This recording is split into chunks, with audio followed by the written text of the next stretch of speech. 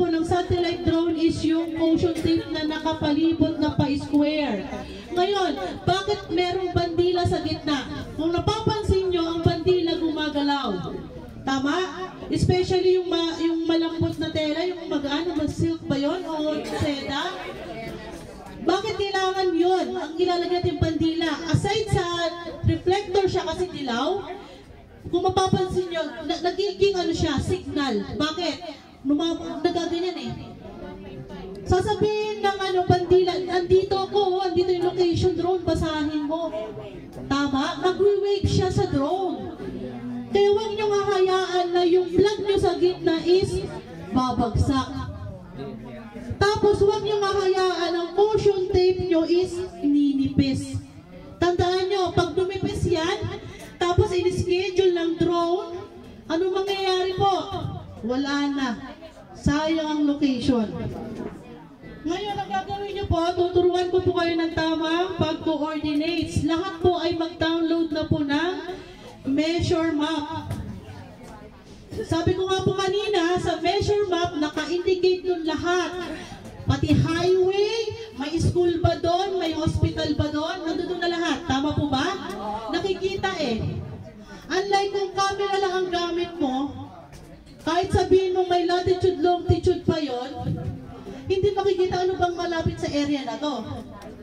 Pero kung nakita dun sa measure map na yung location mo is malapit sa highway, malaki po bang advantage? Yes, syempre. Tama? Okay, mag-download po tayo ng measure map kung gusto nyo talagang ma-approve yung mga entry po natin. Okay. Kapag download na bang lahat, guys? Sige po, download. Punta kayo sa Play Store. And then, sige po.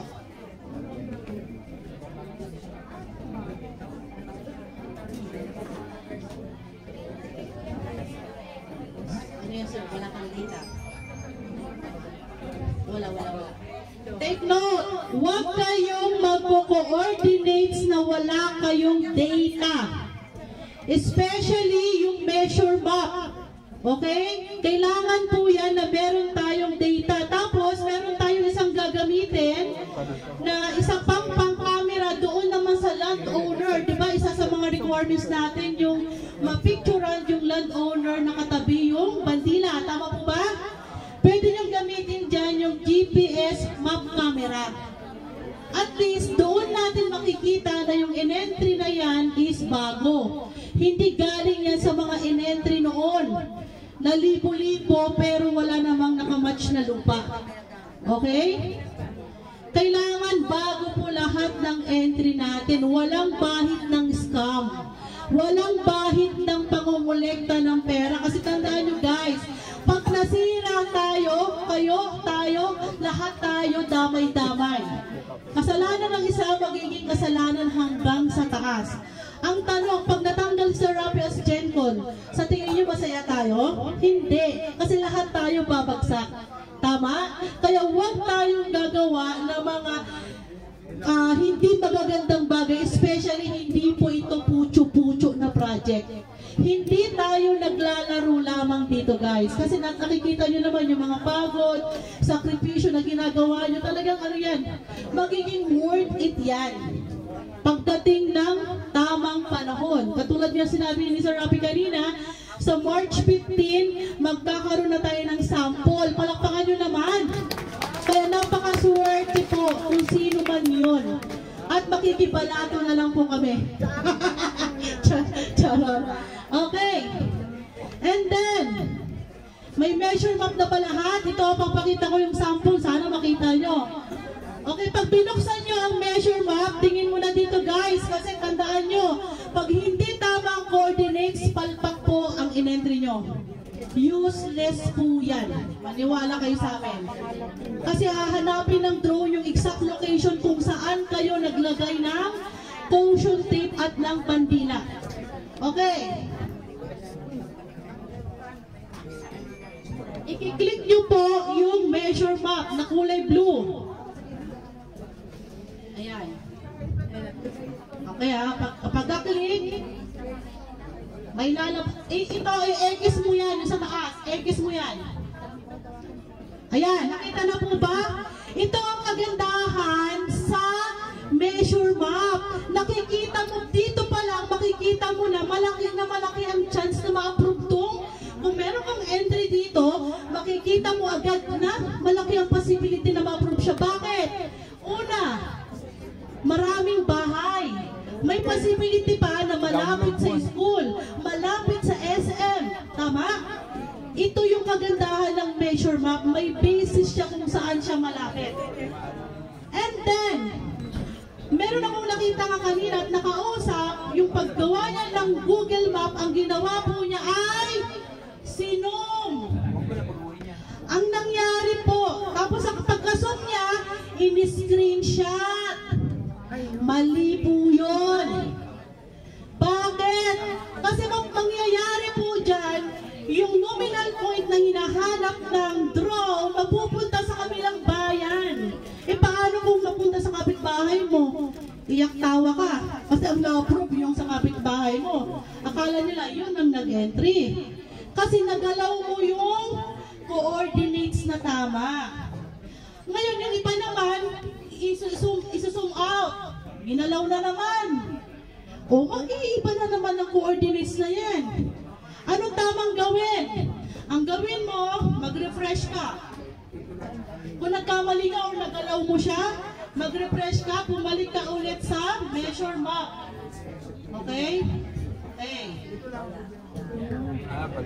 And then, dahil hindi natin alam kung nasa exact location kasi mahina ang signal, pipindot ka lang ng isang beses. Meron dyan sa bandang kanan, kulay dilaw, bilog. Okay? I-click mo yan ng isang beses. And then, kapag na-click mo na isang beses yan, mag-recenter na yan. Hahanapin ka kung nasan ka nakatayo. Okay, ibig sabihin, hindi ka rin pwede mag-coordinates na ang location mo is nasa Davao, tapos ikaw na nagko-coordinates nasa Manila, hindi. Dapat mag-coordinates ka sa mismong exact location, doon ka mag-measure map. And then, pag nakapag-recenter ka na ng isang beses, anong gagawin? I-screenshot na po agad, huwag nyo nang gagalawin. Parang awa nyo na.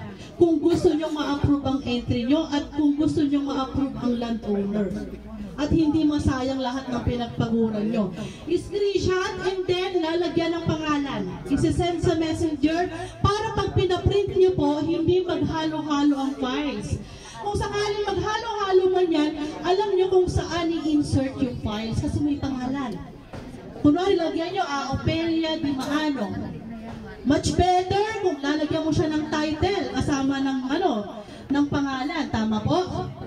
Then, kapag napaprint nyo, saka po ninyo ilalagay doon sa files. Yung iba kasi, hindi nila nilalagyan ng pangalan. Ang entry nila 50 kamo. What if kung hindi nila matanda, nasan na ba yung coordinates nito? Nasan na ba? Ano nangyari? Nagkapalit-palit. Doon pa lang sablay na ulit. Sayang na naman ang pagod natin, guys.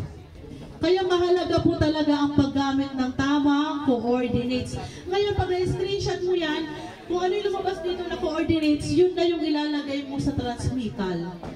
Ngayon, meron nagpapasa sa amin na lupa, ang nakalagay, pangalan, location, wala na.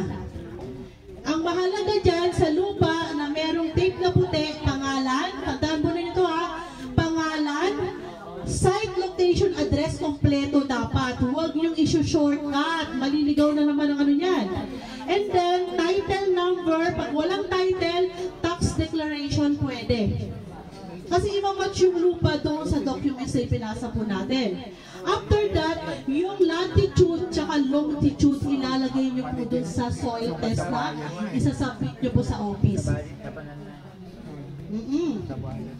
Okay po ba? Naintindihan po ba, guys? Okay. Huwag nyo na pong isusum. Parang awa nyo na po. Maliligaw ang drone. Huwag nyo na rin po isusum out, zoom in, zoom out. Sabi ko nga sa inyo, hindi utong yan. Huwag nyong paglaruan. Masyado naman seryoso pa mga guests ko na yan. Nagpapatawa po ako. Mga, kumain naman na kayo, di ba? Yes. Ay, alam ko na. Sabi kasi nila pag kumakain, inaantok na. Tama?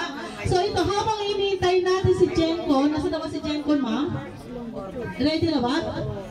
Ready na ba si Jencon? Ay, wala pa. O sino lang muna dito gustong kumanta habang wala si Jencon? Uy, Diyos ko po, Ginoo. Ayun, any concern, any question, para at least yun ang pinakamahalaga po, coordinates. Para ma-approve yung ating mga entry.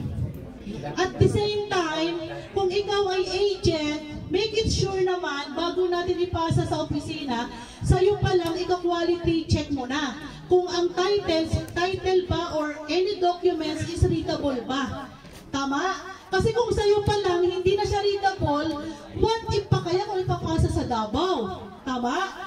Ang mangyayari sa dami ng entry, mas ipa-priority nila yung mga napapasa na agad.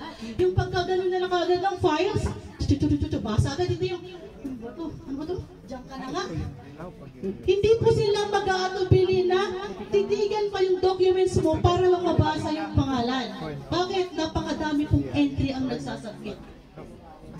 Dapat sa inyo pa lang, alam nyo na itong pinasa namin is readable. And then, pag magsusulat naman po tayo sa DOC ng mga involved, kung sino-sino ang mga kikita, make it sure na yung pangalan ng ahente is nababasa. Bakit? Pagdating ng bayaran, yung sulat mo is parang kinayod naman, sino ba to? Sino ba to? Sino ba to? Magtatanungan pa yan kung sino.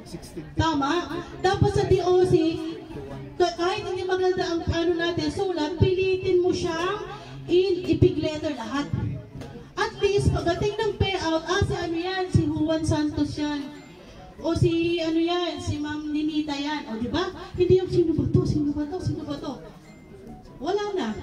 Imbis na kasama ka sa hatian, wala na. Hindi na nabasa ang pangalan mo.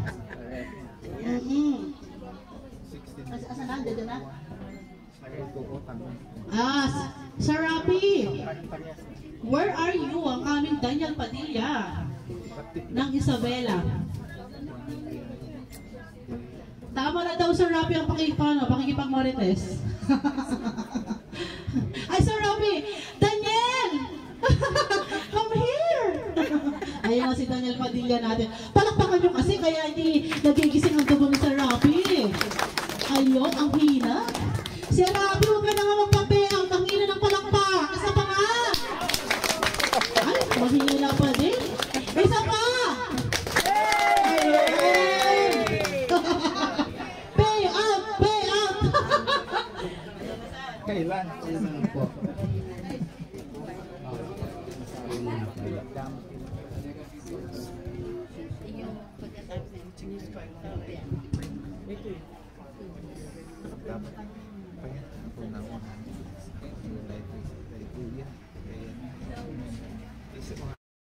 Project sites at project process. Ganito po ma'am, naka-entry na po ba kayo dito, yung mga landowners? Landowners? Puro locators, head locators, lead locators, lahat nandito. Okay, pupunta tayo ngayon sa van. One van na ito po na. Orientation about the project. Alam niyo na po ba yung project natin? Ano po yun? Sino makakasagot? Yeah. Educator. Sige nga, sagutin natin. Ang project natin ay Aguila Third Telco. Hindi ho tayong Maharlikans. Okay. Tayo po yung Aguila Third Telco. Ang meaning ng telco, telecommunications. Kaya, in short, telco lang. Okay, pangalawa, project sites. 40,000 towers Luzon, 30,000 towers Visayas, saka 30,000 towers Mindanao. including Zamboanga Peninsula. Okay? Project process. On process na tayo. Unahin ko muna yung budget. Kasi alam ko naman, nagtatanong kayo siguro kung may budget tayo dito. Meron pong budget po itong third telco. Hindi ho millions, hindi ho billions, trillions pa tayo. Palakpakan po natin ang government. Ngayon, dito na. Project process. Asan yung mga educators natin? Taas yung mga kamay nyo. Pwede ba kayong tumayo dito sa harapan? Please. Ikiusap po ako.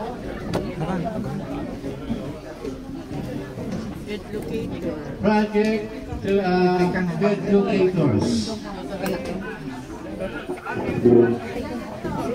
Yung magiging educators, punta ko kayo dito sa harapan.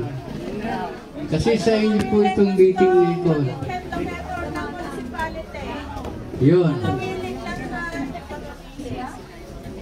Ibang program ito na hawak ko Yan isa. Okay. Educators.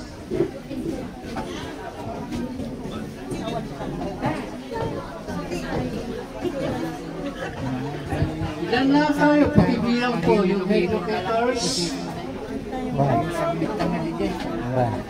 Head locators lang muna. Head lang muna yung head. Yan. ID with IDs or without IDs. Kasi mabibigyan din kayo ng mga IDs. Ilan po tayo lahat sa educating? Pakibilang na.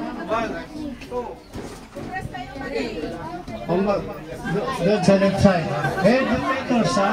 1, 2, 3.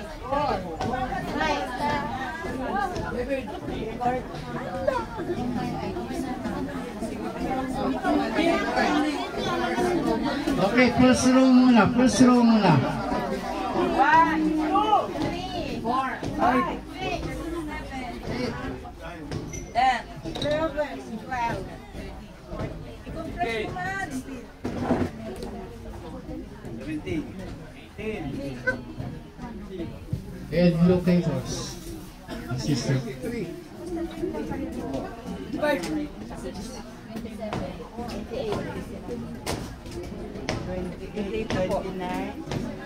Ilan ka? 28, 29. 28. Okay, 28. Approximately 28 educators. Okay. Yun na. Wala na ba dyan? Wala na? Absent. May mga absent. Ano? Si Carmen na ang paigin. Ang paigin. Ito yung mga kwan natin ha, mga educators natin. Tayong mga locators, lead locators. Tingnan nyo yung mga mukha nila kasi lahat sila pakukuhanin ko ng police clearance. Baka wala pa silang police clearance. Ha?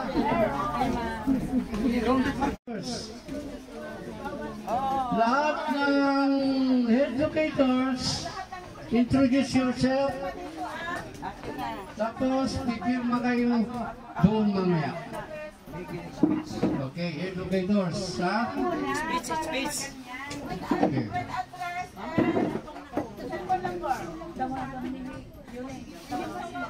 Nandiyan pa si attorney. Attorney, nasan ka? Attorney Marquez. Sumisya. Ay, wala pa. Kasi sinabihan ko kasi may meeting sila sa kanya. Responsibilities as head locators of this company, nothing else, nothing more, so help me God. Thank you and may God bless you. Palakpakan natin po sila. Locators naman ngayon. Itong marami. Kasama yung mga agents. This 5,000 will be paid high. Yes, Ang wording niyan. Hindi lang resibo lang na 5,000. Katam na, ano? taas natin yung mga kami natin. Ang galit. Ikaw ang mag-pray sa mga locators nito kasi mas Ito na lang po. Tapos sa pangalan niya, which will be paid high. Ito lang bang tumatulong?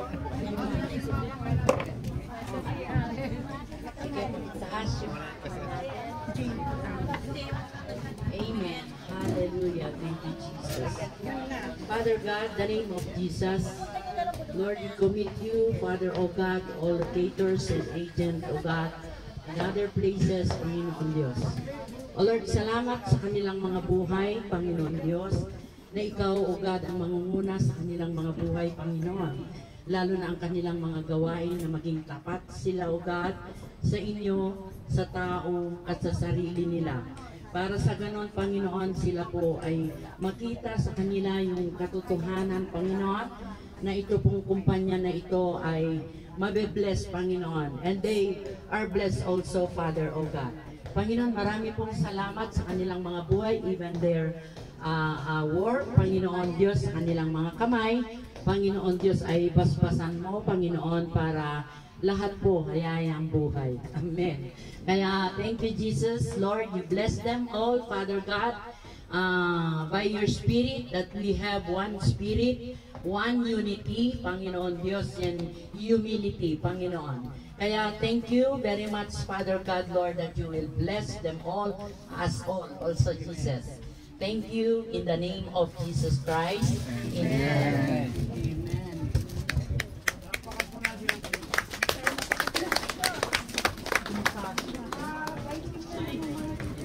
okay. Mamaya po sulat yun natin yung pangalan ng locators and agents po. Okay. Salamat po mga kapwa ko locators, co-locators, agents, and head locators. This 5,000 will be paid high. Yes, thank you. Ang wording niyan. Hindi lang resibo lang na 5,000. Katam na, ano? Taas natin yung mga kami natin. Ang galit. Ikaw ang mag-pray sa mga locators nito kasi mas Ito na lang po. Tapos sa pangalan niya, which will be paid high. Ito lang bang tumatulong?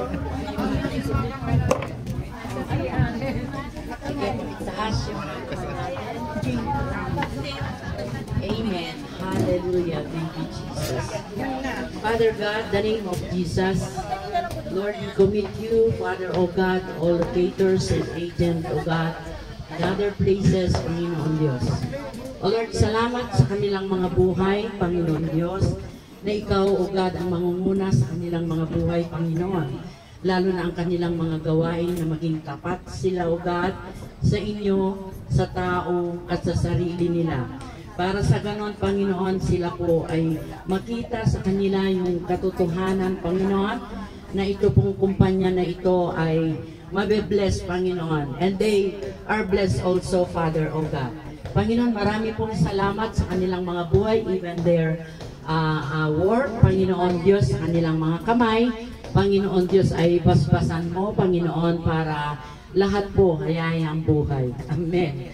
Kaya, thank you, Jesus. Lord, you bless them all, Father God, by your Spirit, that we have one Spirit, one unity, Panginoon Diyos, and humility, Panginoon. Kaya, thank you very much, Father God, Lord, that you will bless them all, us all, also Jesus. Thank you in the name of Jesus Christ. Amen.